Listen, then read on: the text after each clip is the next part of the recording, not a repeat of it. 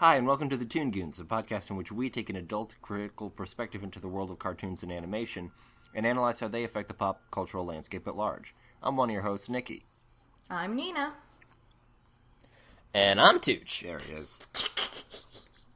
This week, week 4, final week of Halloween month, is... And this episode will be coming out on Halloween unless I, break my leg, is... Well, that's not going to keep you from editing.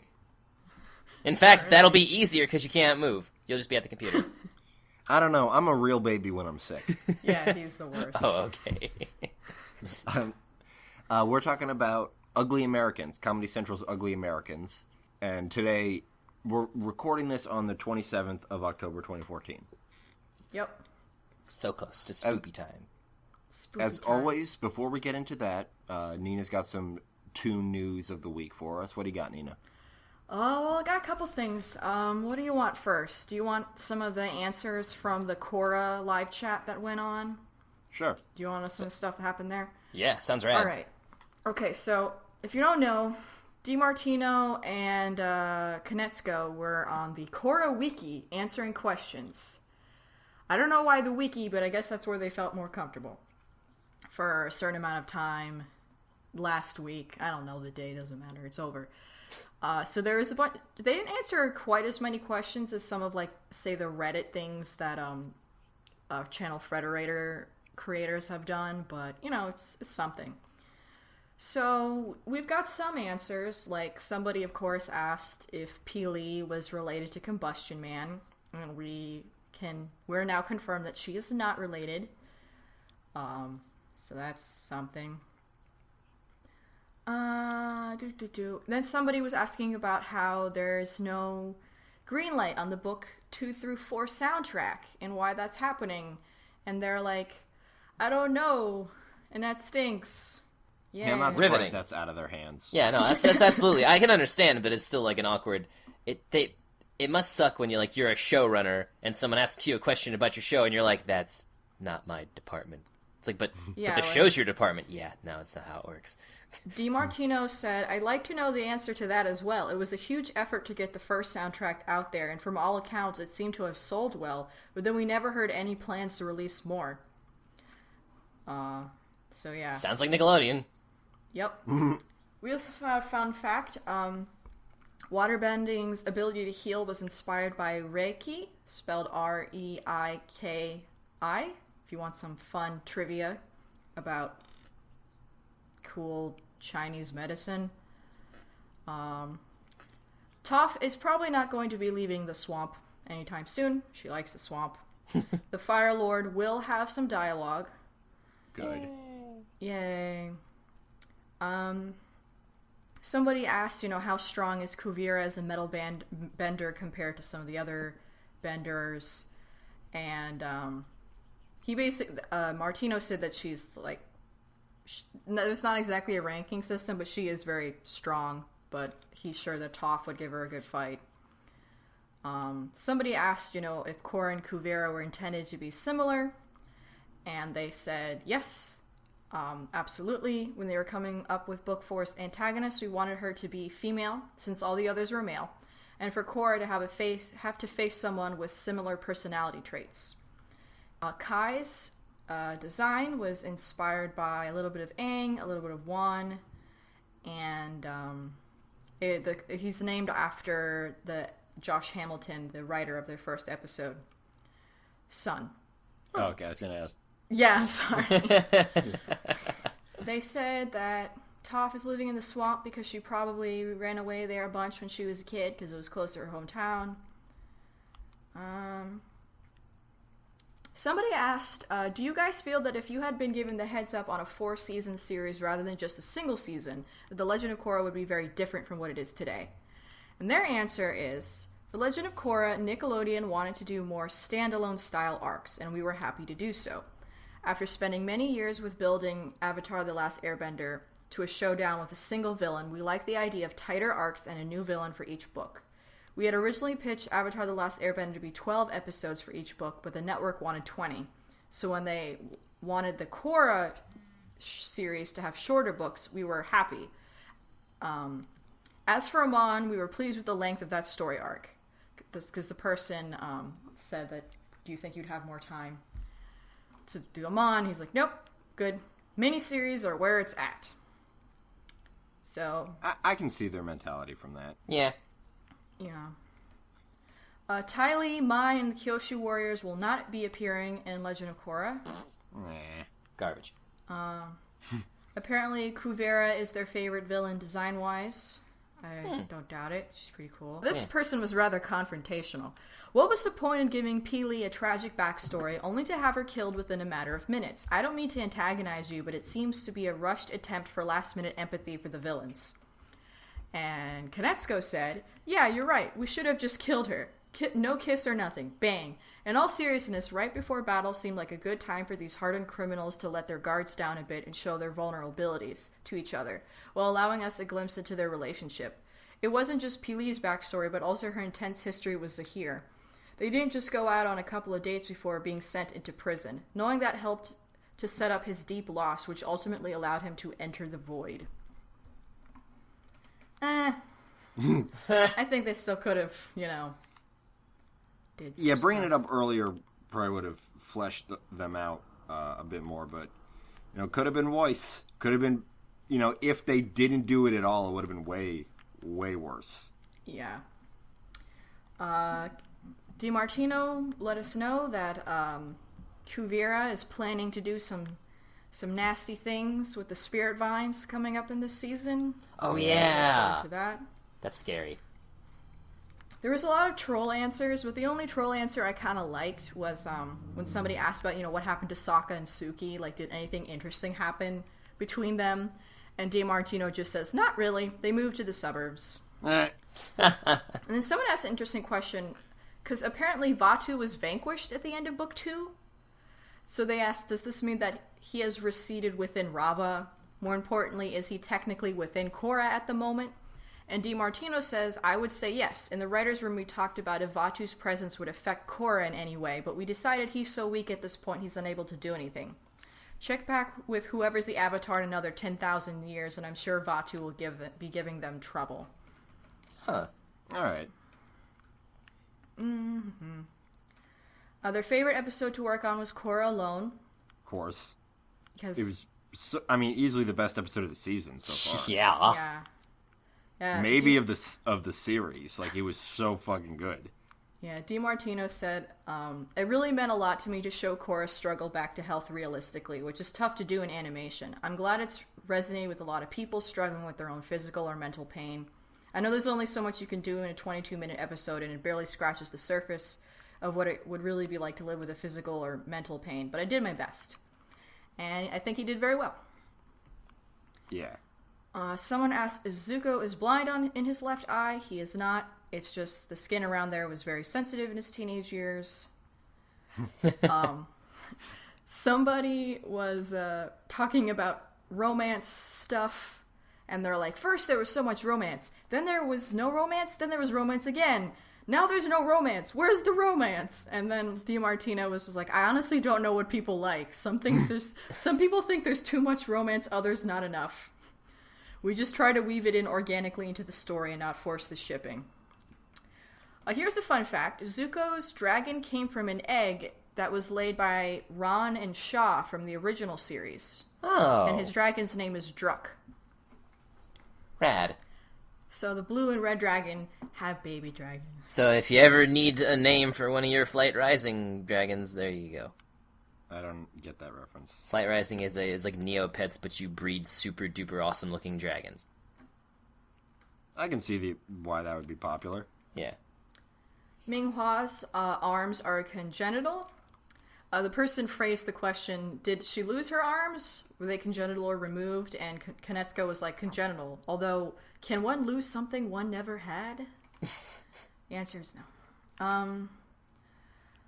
Somebody asked if you want to change anything from the original series, what would you change? And then Konetsuko was like, on one hand, I would want to sort of George Lucas 1,000 things, but on the other hand, nothing is perfect, and I'm proud of both series, and I just want to get on with my life and make more art.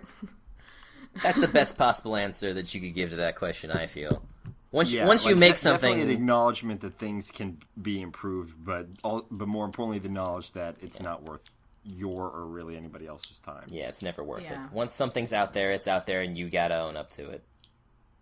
Somebody asked a question I'm sure a lot of people are wondering about. Will we learn anything else about Zuko's daughter before Korra ends? Like her name or who her mother is? We will get to meet her briefly in an upcoming episode. Her name is Firelord Izumi. Mother? 4 question marks? Yeah, I mean, they already said we're not meeting Mai, so...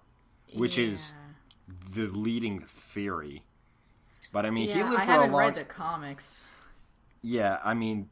Anything could have happened. Yeah, he was like 15 when, at the end of Airbender. They could have very He was easily like broken 17. up. That is still very young. Yeah. Anything can happen. And the last thing I just want to say, I know this is going on for a while, someone just asked, is combustion bending genetic, or can the ability be learned by any firebender? Which is something I've been curious about. And all we know is it's a pretty rare ability. I don't think most firebenders could learn it. Plus, training is pretty dangerous. All right, So, that's you a know, pretty... We're never going to learn anything. That's a about non-answer. combustion. Yeah, we will never learn a goddamn thing about this shit. Nope. But like, Nope. obviously that just means I don't know. But they can't fucking say that. Is it? Leave me alone, dude. I'm so tired. No, that's them though, and it's so sad. Yeah, exactly. That's them.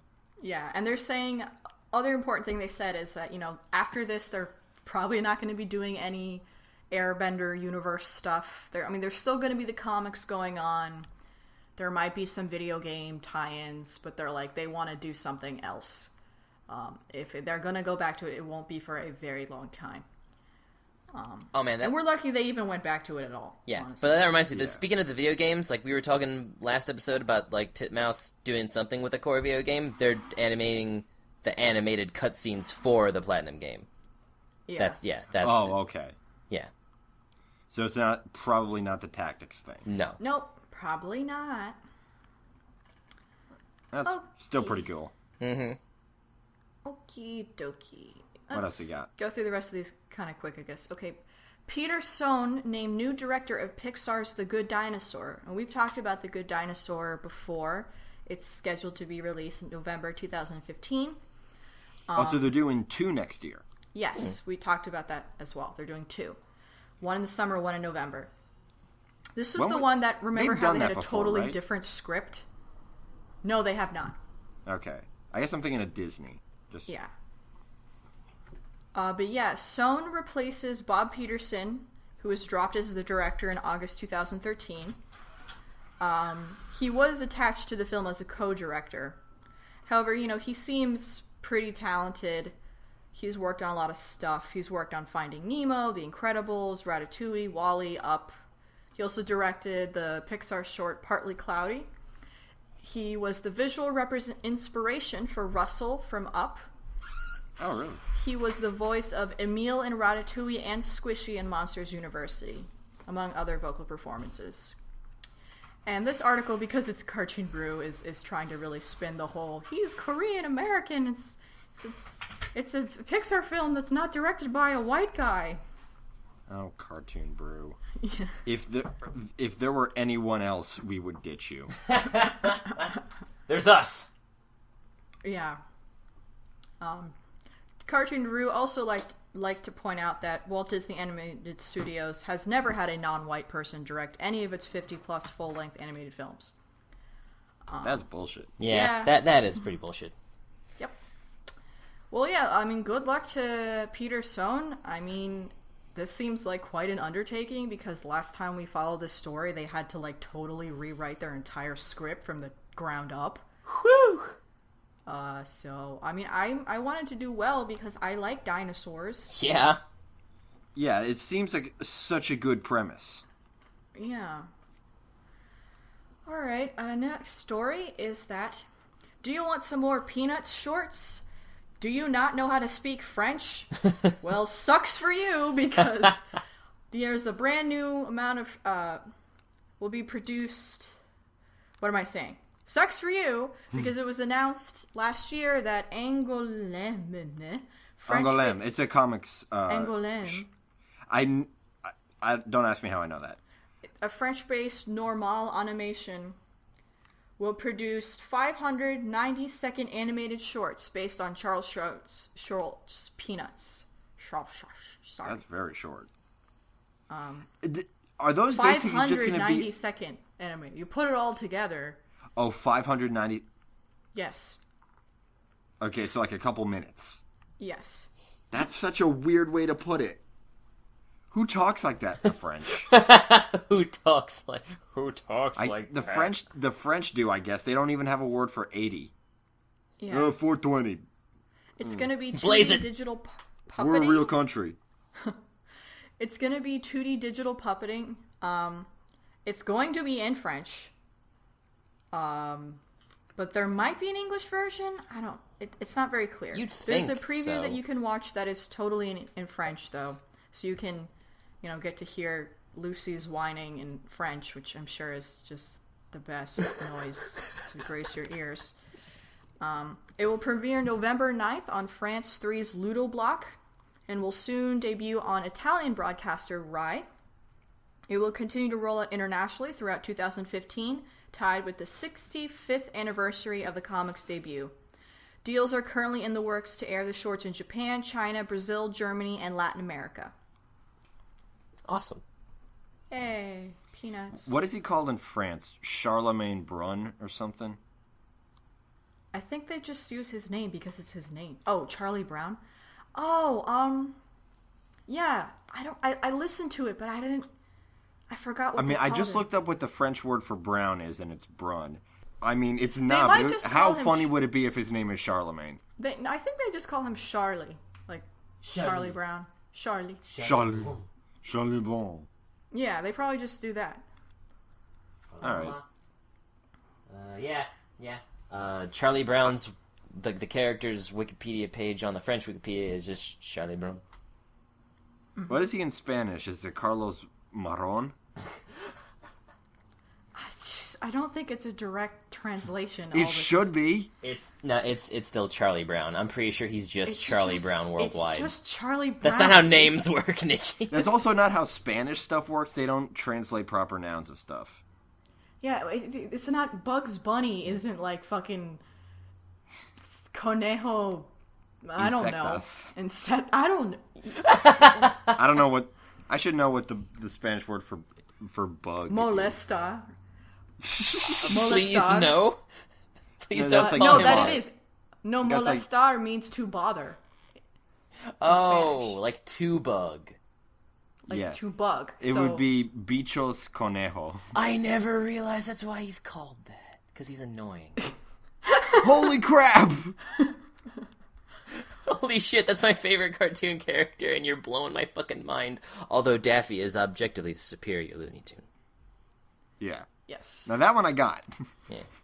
Okay. So for good news for Gumball fans, The Amazing World of Gumball has earned 2 nominations in this year's BAFTA Children's Awards. Woo! I leading think they all just say animated BAFTA. Sorry. Oh, yeah, they do say BAFTA. Children's Award, leading all animated contenders.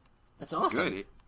I mean, yeah, from an animation standpoint, the show is incredible. And I really like Gumball. I think it's great. Oh, yeah, Gumball's Yeah. great. Do we I don't keep up with it as much as I wish I did. Me neither. Last time I was at the comic book store, I forgot to pick those up. Because they're drawn by fucking my boy Tyson Heese of Boxer Hockey. Oh, rad. Yeah, and he also did that. You may also know him from that Sonic comic. Yes! The greatest piece of Sonic the Hedgehog thing to ever be on the internet. Yeah, the original, the character one. That one. Nipples the enchilada. Yeah. First ever I can't talk today.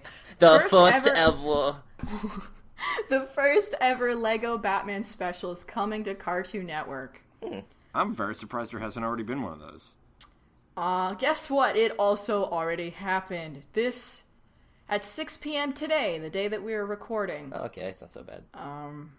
So it's you'll probably be able to catch it. They'll show it a bunch. Yeah. Catch it. And it's basically like a team up, so the Flash is there, and their high-speed search leads them to the villainous Captain Cold, who's sealing an ancient artifact in Egypt.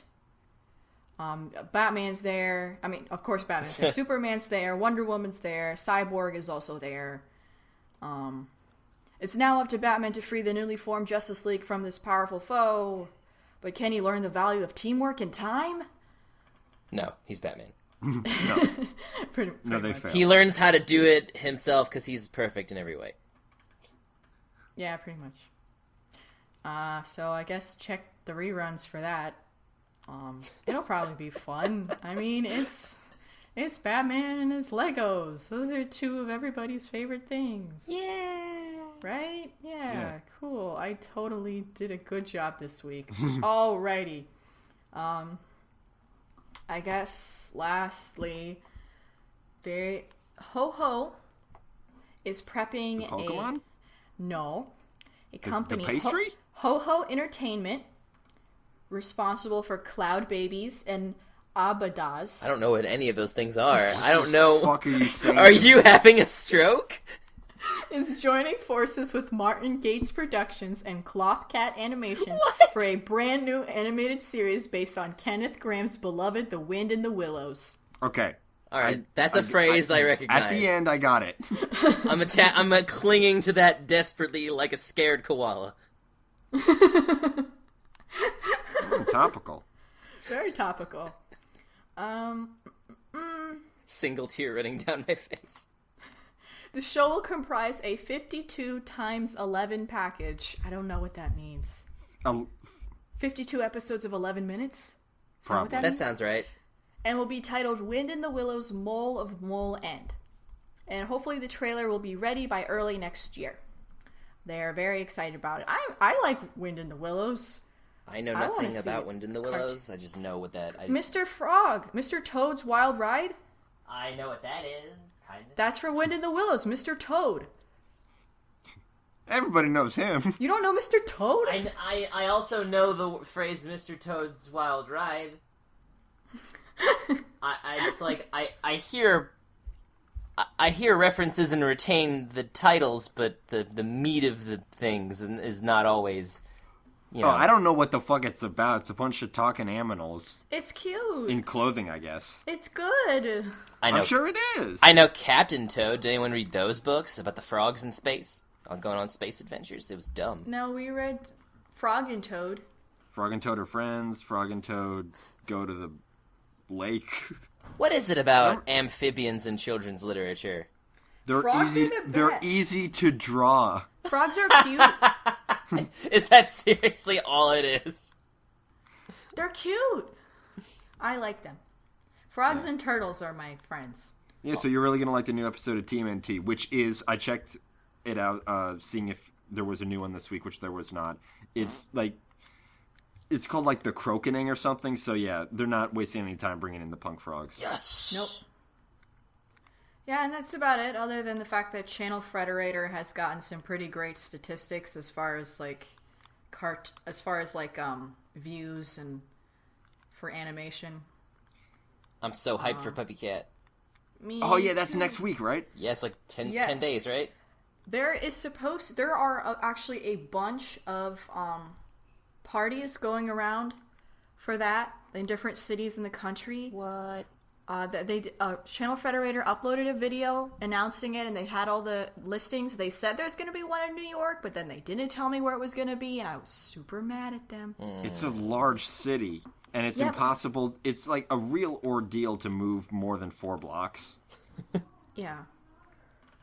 Yeah, but no, there are, keep your ears and eyes open. Totally, go on Channel Frederator and look up that video, and see when these are coming to your town. If you're anything like me, you usually just ignore anything that isn't a new Bravest Warriors episode, but try to break that mentality. I'm still failing at it, which is why I didn't know about this. Or maybe it's Cartoon Hangover's channel, because it's a different channel. There's a lot of channels. Oh, yeah. But there's going to be, one in Philly, and one in San Diego, and a bunch of places. Totally look that up and go if you can go, because it's going to be awesome. Yeah. Yeah, okay, so now I'm done. My disaster is over. Don't sell yourself short on the air. We've done so much worse post-news stuff that you're entitled. Okay. Yeah. It was kind of a slow week. Yeah.